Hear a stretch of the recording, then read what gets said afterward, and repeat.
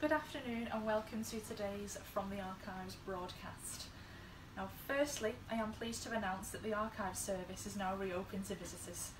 We are open by appointment only, and we are open on Monday, Tuesdays and Wednesdays at 10 AM till 2 PM.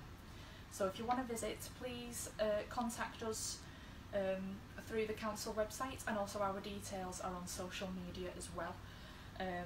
Rest assured, I will be continuing these videos, so again, if you want to see anything specific, leave a comment or just contact the Archive Service directly. So, 2020 marks the 75th anniversaries of both the end of the war in Europe, which was in May 1945, and the end of the war in the Far East in Japan, which was in August 1945. And it was the latter that ultimately ended the Second World War across the whole world. Both celebrations in British history became widely known as VE Day, Victory in Europe, and VJ Day, Victory in Japan. And VJ Day was celebrated very similarly to VE Day, with street parties, parades, news cuttings and souvenir programmes to mark the celebrations in St Helens. So I've selected items from our war records today, and our war records, are one of the largest collections we have in the archives. There are 3,262 items, and they date from 1799 to 2004. Records range from war memorabilia, identity cards, campaign leaflets, air raid documentation, St Helens pals and original World War I posters, but the list does go on. So for today I have curated items specifically related to the end of World War II and a few of the victory records that we hold. So if I come round, I can start showing you the items.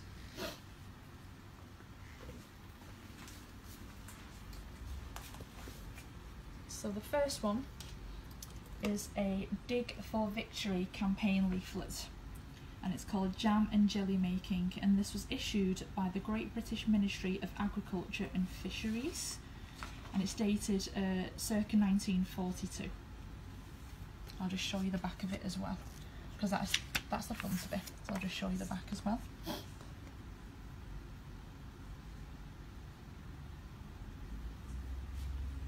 Our second item is a black and white photograph of employees, and it's in front of the old electricity works at Carlton Street in St Helens, and this is dated May 1943, and the photograph may show part of a celebration to mark the employees' achievements in raising funds for the Wings for Victory campaign.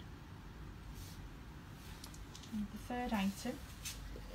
Now you may notice a few of our items that are covered with a special coating, and this is to protect them because they are quite fragile and very old, and it's the best way to preserve and protect our items is to cover them with the sheet. So this item is called the Official Programme of Victory Celebrations, dated the 8th of June 1946, and the pamphlet was published by the HMSO, describing the entertainments and also the routes taken by the Royal Family, the Armed Forces and other representatives of the Colonial Empire and others during the celebrations in London. Now the next one, which I'm going to open up for you now, is called the Stars and Stripes Victory in Europe, the War in Pictures, and it's dated 1939 to 45, and it is an example of a special war newspaper issued to the troops at the front of during World War II, sorry. So I'll just open it up for you so you can have a look.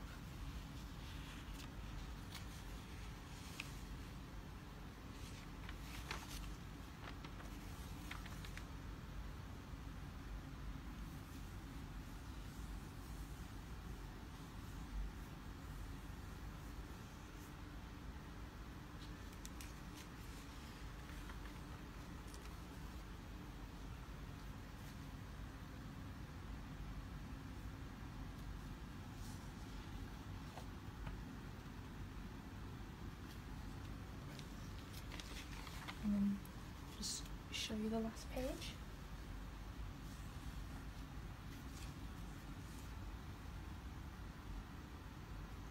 Okay. So our next item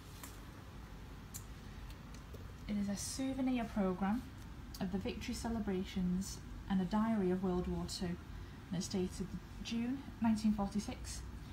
Now it's an anonymous pamphlet giving a brief list of the events of World War II, and it also has the order of procession for the official procession in London and other lists of entertainments, and it's printed by Victor Printing Company in London.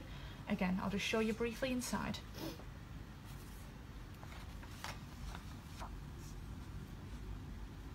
So it is in chronological order, so they've named it the Diary of the War, but it's chronologically in order of the events that happened.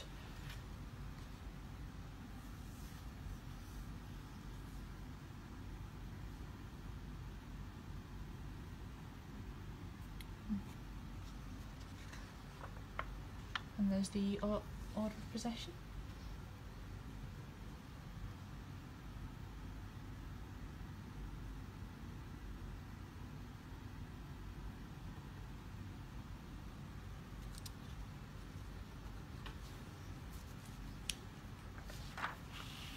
And also the entertainments in the parks on June the 8th, 1946.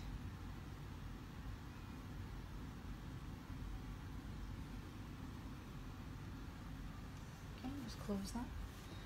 So the next item is an exercise book, and it contains newspaper cuttings taken from national newspapers from the period of World War II and full front page copies of newspapers.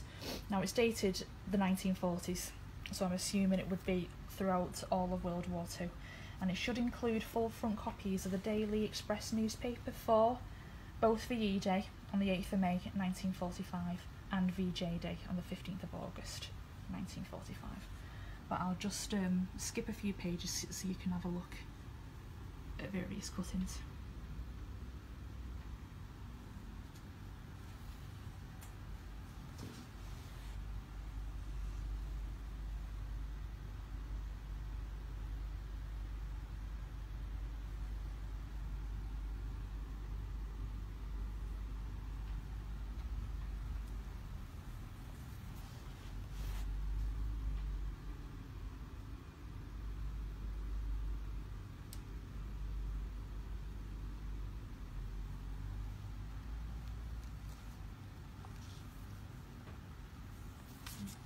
Various ones there.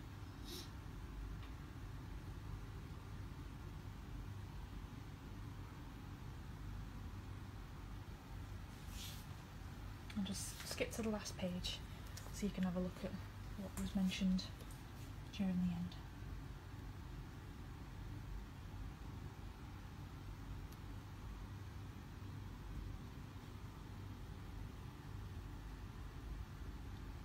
Okay. So we do have a photograph, which is our next item, dated 1945, which if you may recognise the street, and it's a photograph showing women and children around a table at a street party, and this is in Fiddler Street, Thatto Heath, and this was on VJ Day, dated 1945.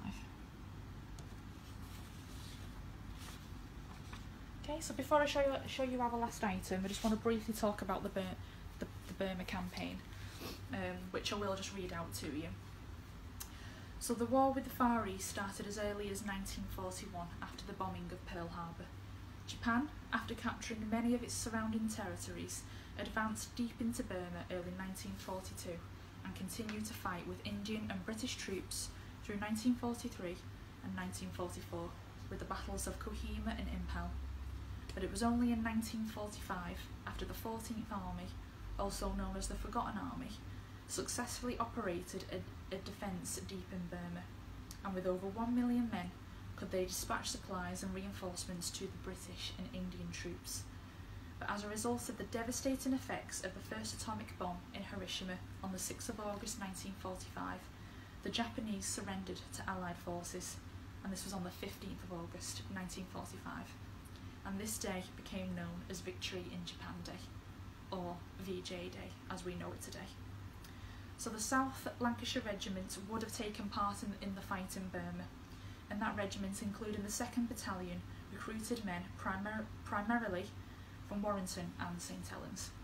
So our last item for today is an excerpt of a diary from troops of the 2nd Battalion in the Burma Campaign, and this is dated April to May 1945. So I'll read it out to you. The battalion rests by day. The move this time of 14 miles by transport takes place at night.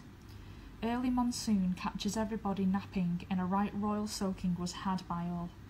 Movement by MT in darkness with only weak side lights is of necessity. A slow job, but the troops prefer that to Shank's pony. Under these conditions, it is difficult to remember days, or even dates. With regular church services in days gone by, we did at least know when it was Sunday. But ask the men now what day it is, and you get a puzzled frown and a shrug at the shoulders. Still, daylight brings us all to one more day nearer to the end of the war, so who cares? We are now moving along a foul road to Singong and take over from a Gurkha unit of the 89th Brigade. A captured Japanese tankette is of great interest, but how flimsy is the construction? Our own carriers are a much more solid job and certainly lots heavier. The MT have an interesting time tinkering with the engine trying to get it working. A visit by the divisional commander gives us news of the capture of Rangoon and release of many Allied prisoners of war. We are now quite near to a reasonably good road leading to the large village of Minbu. Coys are in defence positions covering a wide area and engaged on constant patrolling. Slight brushes with small parties of straggling enemies are a regular feature of day-to-day routine. So thank you again for watching this month's video. Please follow St Helens Libraries on social media, and again, if you want to visit the archive, information about how to visit is available on our council website. Now, it will also include information about our COVID-19 arrangements, and this is to make your visit as safe as possible. Thank you, stay safe, and I'll see you again soon. Goodbye.